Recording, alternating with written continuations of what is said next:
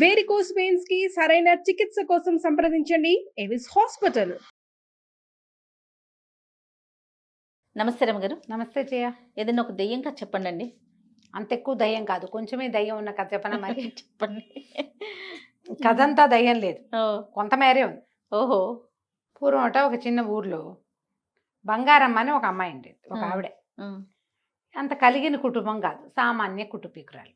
పిల్లకి బంగారమ్మ అని పేరు పెట్టారు. ఆ బంగారమ్మ పేరుకు తగ్గట్టు ఆవిడకి మహా బంగారం పిచ్చి. చిన్నప్పుడు పెళ్ళికి వాళ్ళ నాన్న ఏదో ఒక సూత్రాలు తాడు అది పెట్టి పెళ్లి చేశాడు. పెళ్ళయ్యాక చక్కగా బంగారం కొనుక్కోవచ్చు బాగా అనుకుంది. అయితే వాళ్ళు ఏం చేశారు, వాళ్ళు స్థితి లేని వాళ్ళు కదా, తాలూకా ఆఫీసులో గుమాస్తాగా ఉన్న వెంకటరమణ అనే అబ్బాయిని చూసి ఆ అబ్బాయికి ఇచ్చి పెళ్లి చేశారు.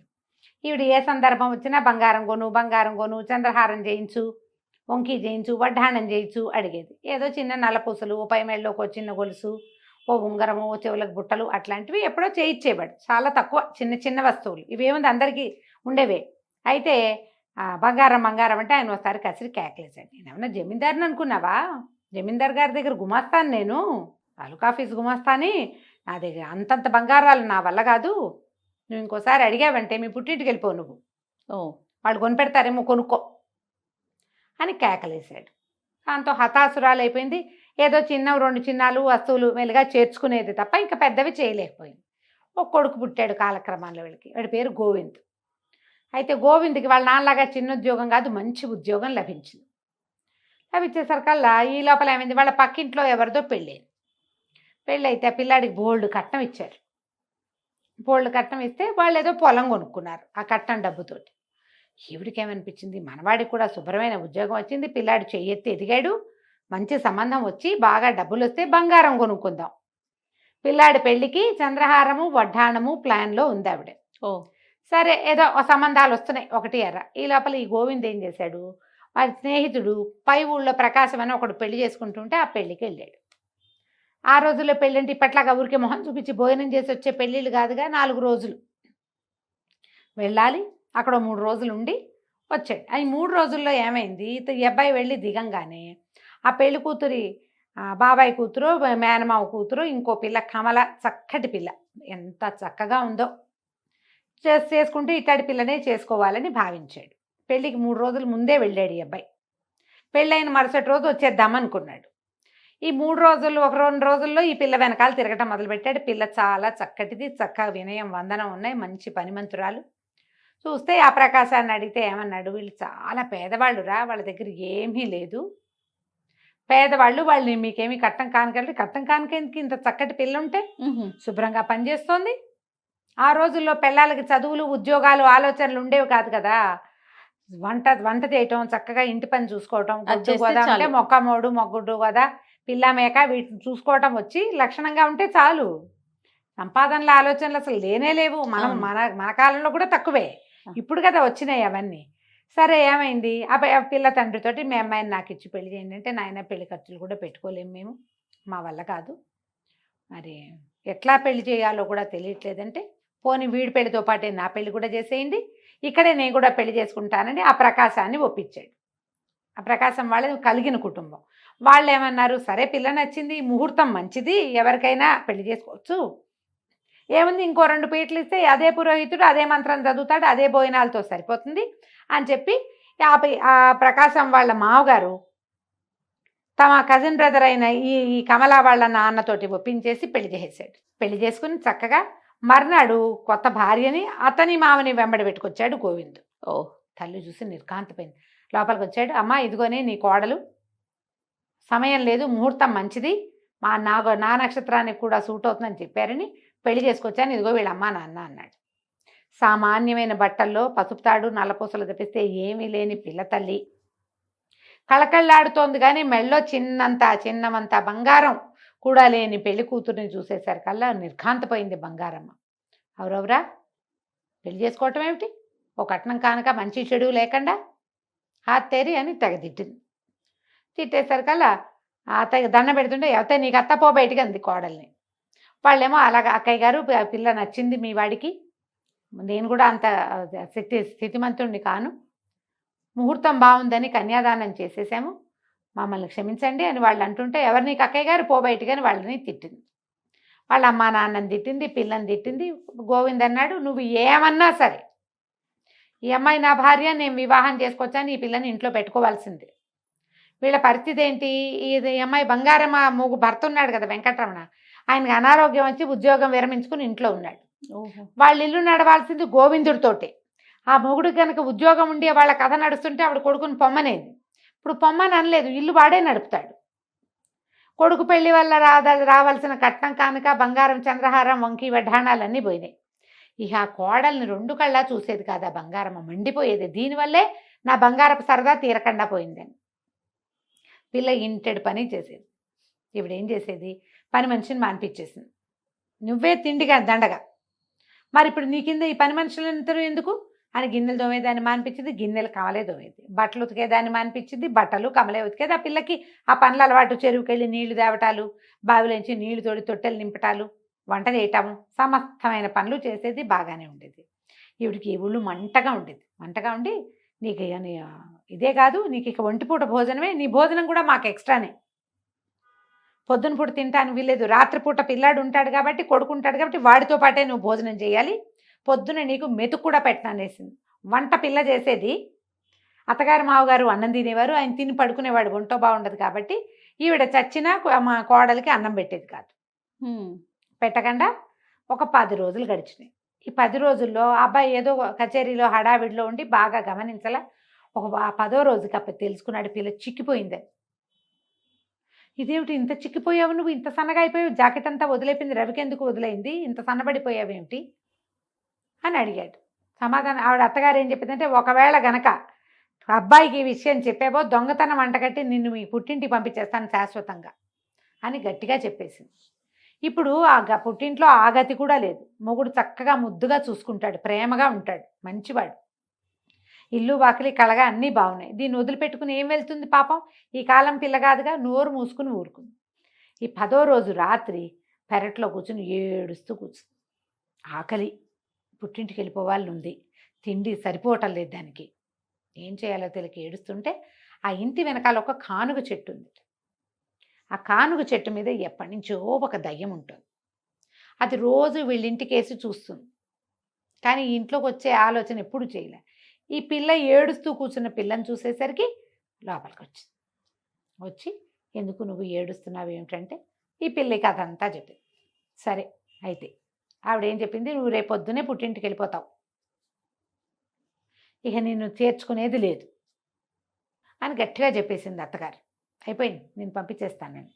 పుట్టింటికి వెళ్తే ఇంకా మళ్ళీ వెనక్కి మొగుడి దగ్గరికి రానివ్వదు. పుట్టింటి మీద బెంగగా ఉంది, వెళ్తే ఇంకా రానివ్వదు. ఏం చేయాలో తెలియక ఏడుస్తుంటే ఈ దయ్యం ఏమందంటే, సరే ఇవాళ నుంచి నువ్వు తినే 1000 మెతుకులకి 1 మెతుకు బంగారు మెతుకు అవుతుంది, నీ కంచంలోకి వస్తాయి, మీ అత్తకి ఈ సంగతి చెప్పు అని చెప్తే తెల్లవారు లేవగానే ప్రయాణం కట్టమని కోడల్ని కసిరింది బంగారం. అప్పుడు అత్త ఇదేం చెప్పింది, రాత్రి మా గృహదేవత పెరట్లో కనపడింది, అదొకటి చెప్పింది నాకు, దయ్యం అని చెప్పల.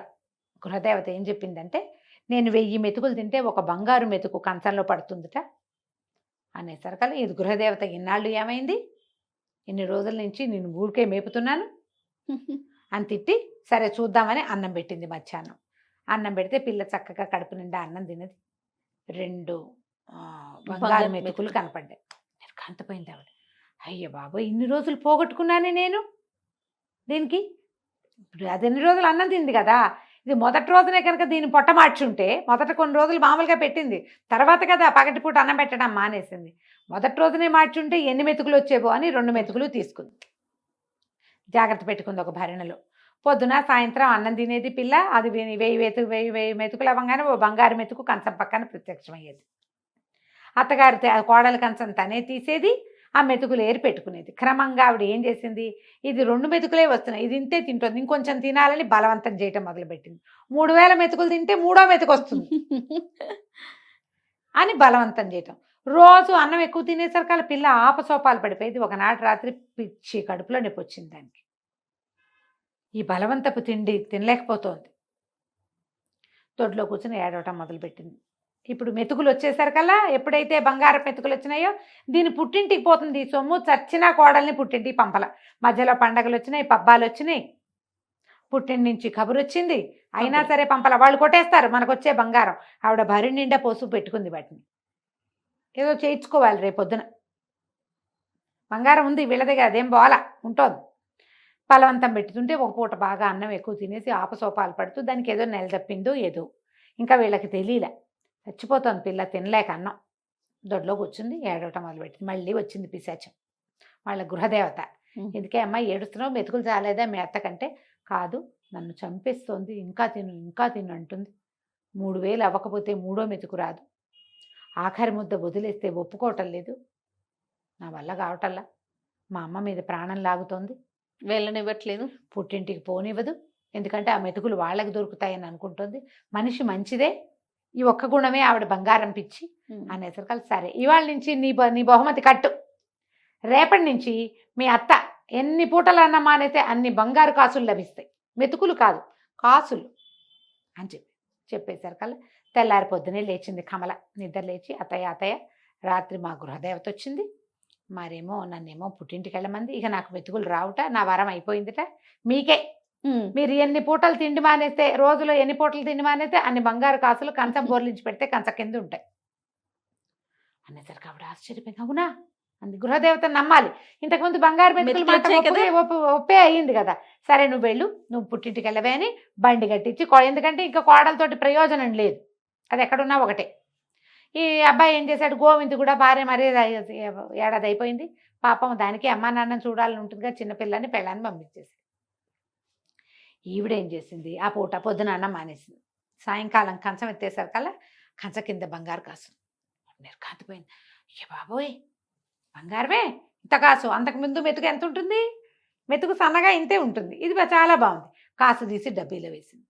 మర్నాడు ఏమనుకుంది, 2 పూటలు మానేద్దాం అని చెప్పి 2 పూటలు మానేసింది. 2 బంగారు కాసులు వచ్చింది, ఆ 2 డబ్బాలో వేసుకుంది. పుట్టినప్పటి నుంచి తింటున్నాం వెధవన్నాం, ఓ 3 పూటలు తినకపోతే ఏమవుతాను నేను, ఏం కాదని 3 పూటలా మానేసింది. మానేస్తే ఆ కంచం దగ్గరికి వెళ్ళి వంగి తీసుకోవటానికి కూడా సత్తు చాలే ఆవిడికి. ఈ నీరసంగా ఈడుస్తూ పోయి 3 కాసులు తీసుకుంది. 4వ రోజు మానేసేసరికల్లా మరి అన్న మానేసేసరికి ఏమవుతుంది, ఓపిక ఉండద్దు, ఇక కళ్ళు తిరిగిపోతున్నాయి, కాళ్ళు తేలిపోతున్నాయి, పని చేసే సత్తా లేదు. పని చేసే పిల్లేమో పుట్టింటికి వెళ్ళింది, కోడలు లేదా, గుడ్లు గూట్లోకి వచ్చినాయి. కొడుకుని అడిగింది, ఒరే నువ్వు ఒకసారి మన వైద్యుడు గారి దగ్గర, ఊళ్ళో వైద్యుడు ఉన్నాడు కదా, ఆయన అడిగి జావ కానీ మజ్జిగ కానీ ఏదైనా అన్నానికి భిన్నం తీసుకుంటే అది భోజనంతో సమానం అవుతుందా అవదా కనుక్కో.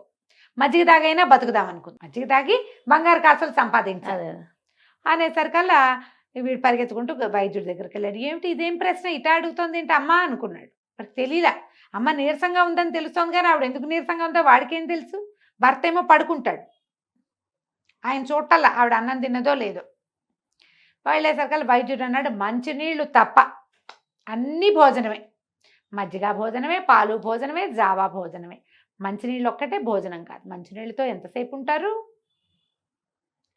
కానీ 5వ రోజు 6వ రోజు వచ్చేసరికల్లా మంచాన పడిపోయింది ఆవిడ, గుడ్లు తేలేసేసింది, బొక్కబొరలా పడిపోయింది. పడిపోయేసరికి నిర్ఘాంతపోయాడు. ఏమిటి అమ్మ ఇట అయిపోయిందని గబగబా తండ్రిని లేపి, నానా అమ్మని చూసుకో, ఒక మాట నేను వెళ్ళి వైద్యుడిని గాకేసుకొస్తానని. ఈ లోపల పక్కింటి పిల్లాడు ఎవడో ఉంటే, ఒరే నాయన ఎడ్ల బండి ఏదైనా వెళ్తుంటే చూసి ఆగమేఘాల మీద మా అత్తారింటికి వెళ్ళి మా ఆవిడ్ని తీసుకురా, మా అమ్మకి ఏదో అయిపోయింది, కళ్ళు తిరిగి పడిపోయింది అని కబురు చేశాడు. కబురు చేసి వైద్యుడి దగ్గరికి వెళ్ళాడు. వైద్యుడికి ఏమో అంతుపడుతుంది, ఇంత పిచ్చ నీరసం ఈవిడికి ఎందుకు వచ్చిందో వైద్యుడికి తెలియలా. ఆయనకు అంత చెబితే కదూ, నేను అన్నం తింటలేదని చెప్తే కదా.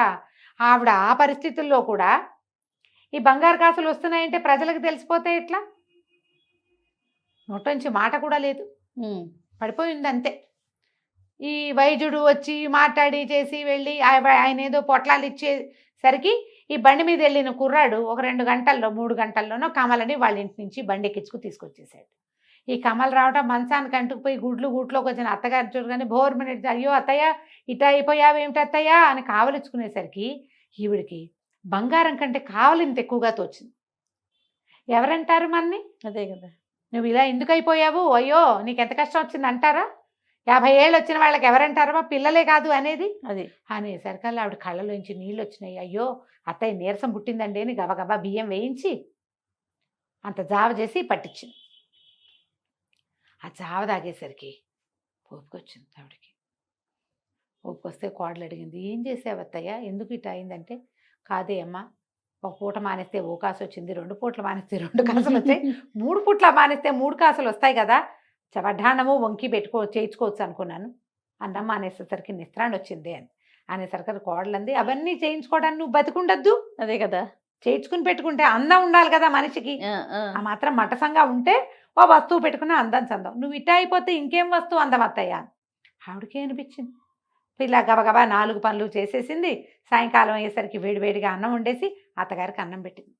కాసులు లేవు, ఏం లేవు. ఆవిడకి అనిపించింది, అన్నం కదా మనకు కావాల్సింది, వెధవ బంగారం, ఎప్పుడో ఒక్కసారి ఒక పేరెంటానికి పెట్టుకెళ్ళే వస్తువుల కోసం నిత్యం ఉండవలసిన అన్నాన్ని వదిలేసుకుని దీపంలా ఇంట్లో ఉండాల్సిన కోడల్ని నానా హింస పెట్టి నేనేం సాధించాను అనుకుని ఆ గృహదేవత ఎవరో ఆవిడకు ఒక దండం పెట్టి అప్పటి నుంచి ఈ పద్ధతి అంతా మానేసి ఆ మెతుకుల్ని ఆ కాసుల్ని అన్నీ కరిగించి కోడలికే వంకి వడ్డాణము చంద్రహారాలు చేయించి కళగా పెట్టి చూసి బాగుందమ్మా అని నోరు మూసుకుని ఊరుకుంది.